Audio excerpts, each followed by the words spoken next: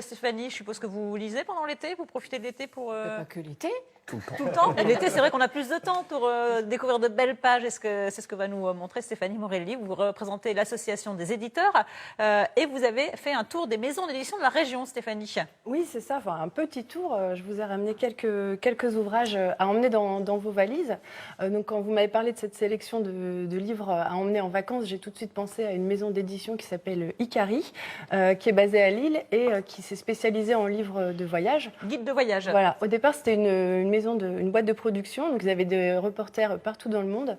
Et ils se sont dit, on va utiliser nos amis journalistes aux quatre coins du monde pour imaginer des guides de voyage. Un réseau, en fait, voilà, c'est créé. ça, pour imaginer des guides de voyage, mais que vous n'aurez pas par ailleurs, puisque ce sont les habitants qui vous emmènent visiter le guide, leur en ville. fait. Voilà, on a vraiment l'avis des personnes qui habitent sur place. Oui. Et donc, leur dernière parution, c'est J'aime le natto. C'est un roman graphique bilingue en français et en japonais. Ça a été écrit par Julie Blanchin-Fujita, qui a vécu 6 ans au Japon. Donc, c'est un récit très belle couverture, en tout cas. Oui, et l'intérieur est tout aussi joli. Voilà, c'est des dessins colorés, expressif. Elle a fait aussi de magnifiques aquarelles pour ponctuer l'ouvrage. Donc, elle raconte des anecdotes assez drôles. Elle nous parle aussi des traditions, des lieux qu'elle affectionne. Elle nous emmène en visite au Mont Fuji. Faire du shopping aussi avec elle. On prend le train. Elle nous parle de son premier été à Kyoto. Voilà. C'est vraiment une immersion. Oui, c'est ça. Donc, vous pouvez le lire pour préparer votre voyage au Japon ou si vous aimez ce pays, c'est vraiment une. Voilà, vous le lire comme ça, même si on ne va pas là-bas. Voilà, tout à fait. Un moment d'évasion. Voilà, tout à fait. Alors, autre guide que vous avez sélectionné. Toujours chez Icari, donc ce que je vous disais tout à l'heure, les fameux portraits. Donc, on a des habitants qui nous font visiter leur ville.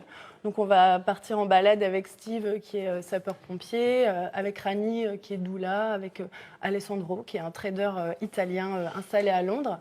Et en fait, à chaque fois, ils nous racontent leur vie quotidienne dans leur ville et ils nous donnent leurs bonnes adresses. En fait, en plus, on a vraiment les adresses qu'on ne trouverait pas dans un guide fait. On ne se retrouve pas avec tous ceux qui ont le routard. Là, on est vraiment ailleurs, hors des sentiers battus. Et souvent, les petits coins que personne ne peut découvrir sans avoir l'avis de. Tout à fait. Et puis, en fait, ce qui est intéressant aussi, c'est qu'ils nous parlent de leur vie quotidienne, ce qu'ils aiment dans leur ville. C'est très personnel aussi, donc c'est vraiment agréable à parcourir. Donc il y a Londres et puis... Londres, je vous ai ramené Londres et Bruxelles, mais il y a aussi plein d'autres villes, Berlin, il y a des villes aussi à l'étranger. Enfin, voilà, c'est... On part dans l'Aisne avec une maison d'édition qui est installée à Vaucrézy. Vauresis, voilà, oh là, j'ai mal vu. C'est à Contresens Édition.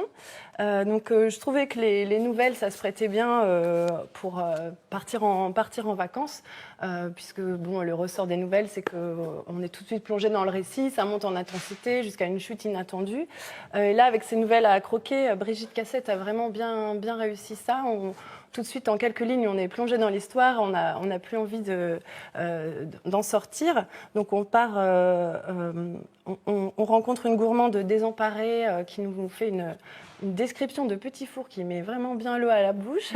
On a envie de les goûter. Voilà, tout à fait. Après, on va aussi voir une pendule qui est pas si folle que ça, une bataille de mousse au chocolat, un canard météorologue, un cancre aussi qui va trouver l'inspiration sous son bonnet d'âne. C'est vraiment très croustillant et on peut le lire d'une traite sur sa serviette de plage ou une nouvelle par-ci par-là. Voilà, tout à fait. Très rapidement, vous vouliez nous parler d'une opération. Les livres viennent à nous cet été, mais très très vite. C'est l'opération Ornicart. L'opération Ornicart, on a lancé une campagne de financement sur Ulule. Vous tapez Ornicart 2017 pour nous aider dans cette démarche. On va emmener nos 600 livres en voyage tout le mois de juillet. On aura 15 dates dans la région des Hauts-de-France.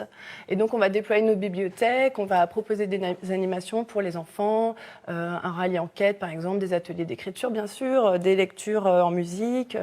Voilà. Il y a un site où on peut aider justement au Oui, financement. c'est ça. Vous allez sur Ulule et vous tapez Ornicar 2017 et on a besoin d'aide pour acheter une caravane pour emmener tous nos livres en voyage. Pour faire la tournée. Tout à fait.